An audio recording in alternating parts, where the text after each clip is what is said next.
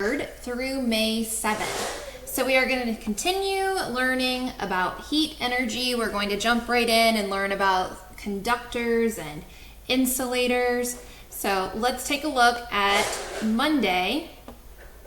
You are going to use your notes to review what you've learned to complete that Sum It Up activity on heat energy. It's located right here. So you'll want to open that, and again, you can use your notes, take your time, and do your very best.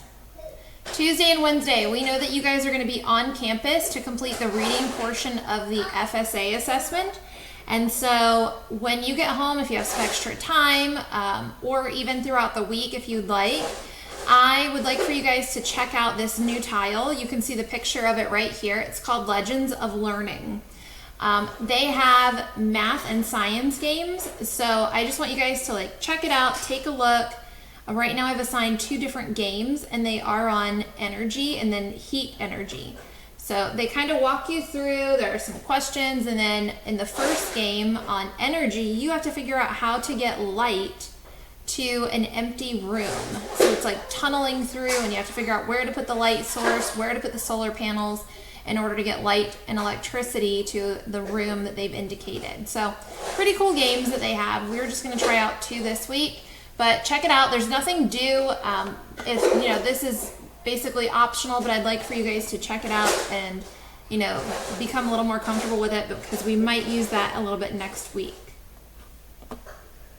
On Thursday, you are going to read in your textbook pages 390 to 393. You're going to be introduced to 2 new vocabulary words, conductors and insulators. So these are materials and objects that conduct heat well, meaning they allow heat to pass through and move easily, or they insulate heat. An object that insulates heat well might be like a jacket or the fur on an animal. So after you read those pages, you're going to watch this video, and hopefully that'll clarify and clear up maybe any confusion about conductors and insulators.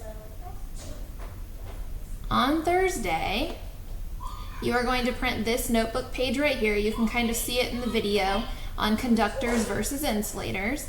And then you're going to watch this teacher video, and I will go through explaining more in depth the difference between a conductor and an insulator. So follow along. At the very end of the video, I pause and I show you the entire page of the notes so that you can get caught up on those as well.